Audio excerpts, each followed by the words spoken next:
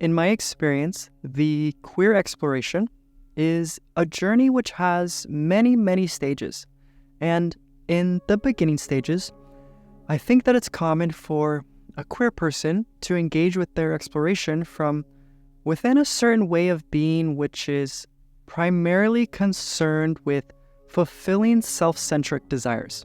And so as this person explores gender or sexuality or creativity or something else, for the most part, they are approaching the path from within a perspective that basically says, what's in it for me? Like, how do I alleviate my suffering? How do I fix my problems? How do I improve my circumstances? And instead of engaging with their queer nature from like a place of devotion and surrender, this person is using more of a grasping or a controlling energy in order to achieve their desired outcomes. Like, for example, when I first started my transition, my primary objective was to just feel better. That I wanted to be free of dysphoria, I wanted to look different, I wanted to live different, and so, quite naturally, I saw my gender exploration as a means of getting all the different things that I wanted. And so as I was taking those first few steps along the path, I could really feel myself, like energetically, I was holding on to the process really tightly. And it was kind of like I was compulsively, even obsessively trying to force or impose my will onto life.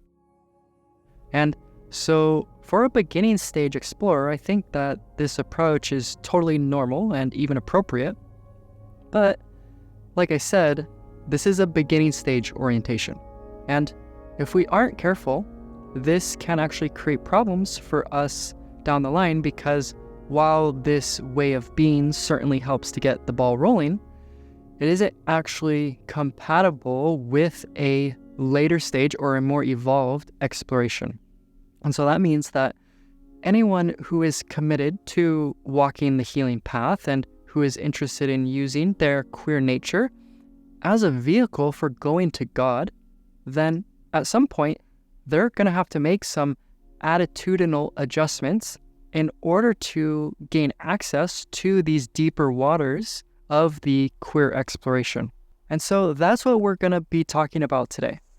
First, we're going to cover the limitations of a self-centered exploration, and then we are going to gently open ourselves to a more surrendered and a more devotional way of being. Okay, so I'll give you another example. So when I first started this channel, started this project, I was very focused on all the things that being a successful creator could get me.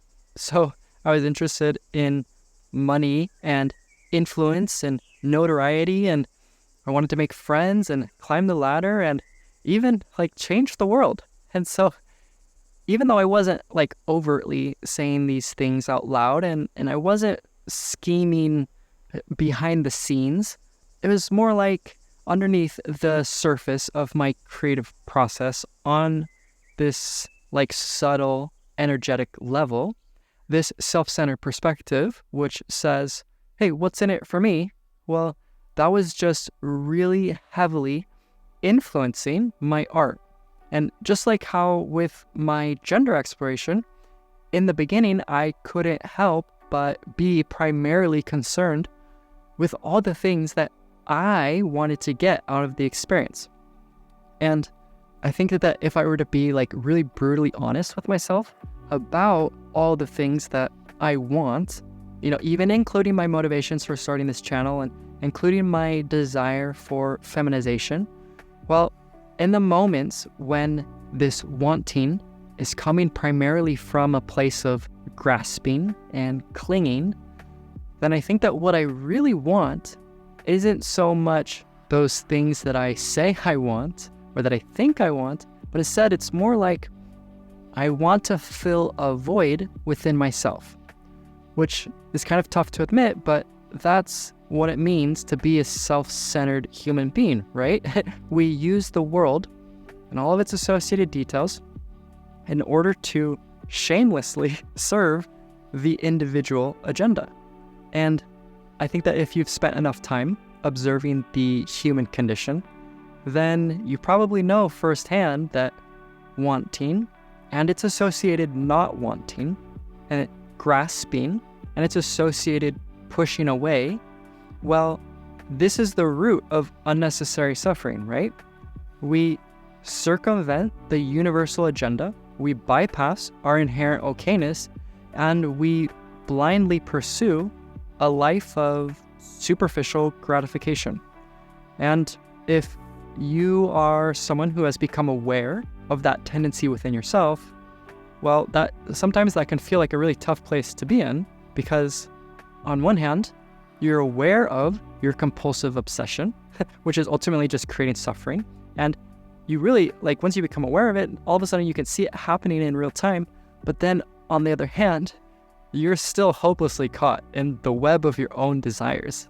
And you'll find yourself working tirelessly towards the things that you think you want.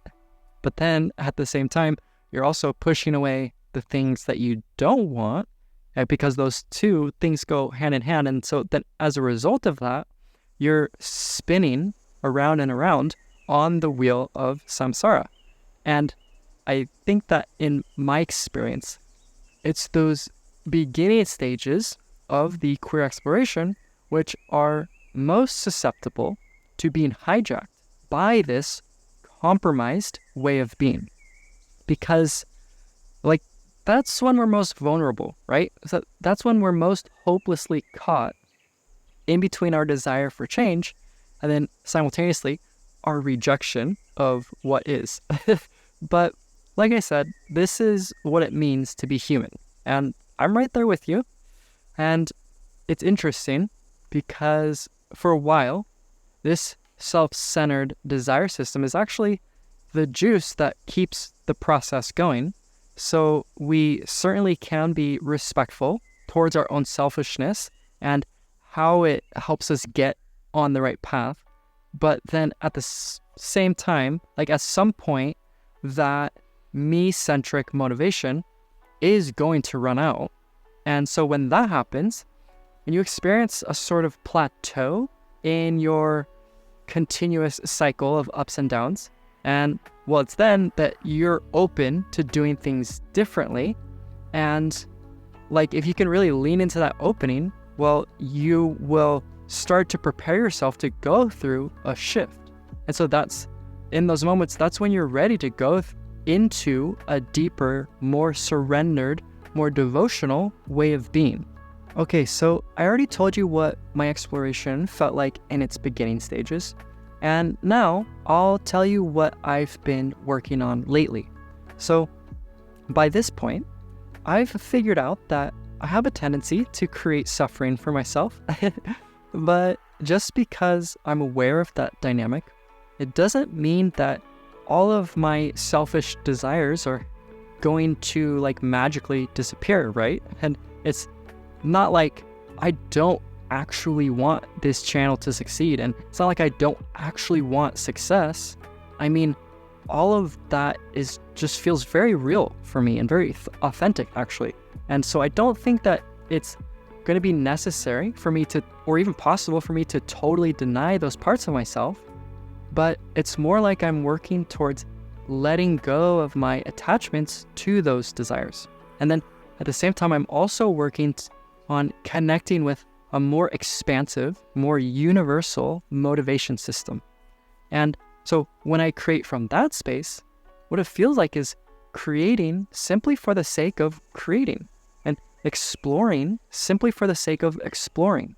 It's not because I'm trying to get somewhere, or it's not because I'm trying to impose my will onto life, but simply this is just because I'm a creator, I'm an explorer, and this is what I do.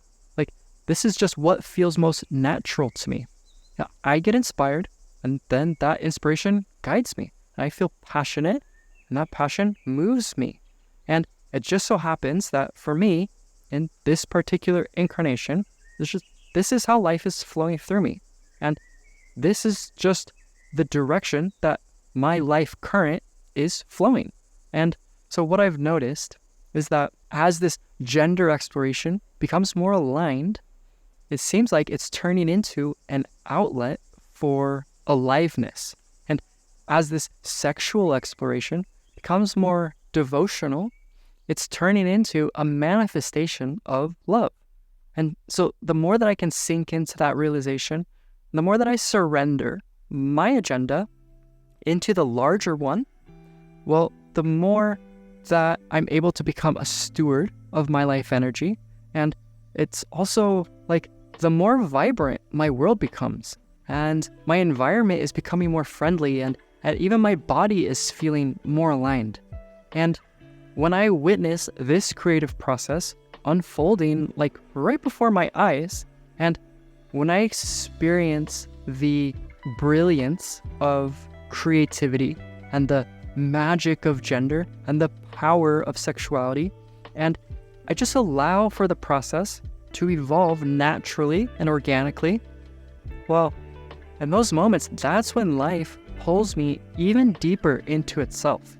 And that's when love wraps its arms even more fully around me. And that's when the truth of my being feels like it's illuminating the entire universe.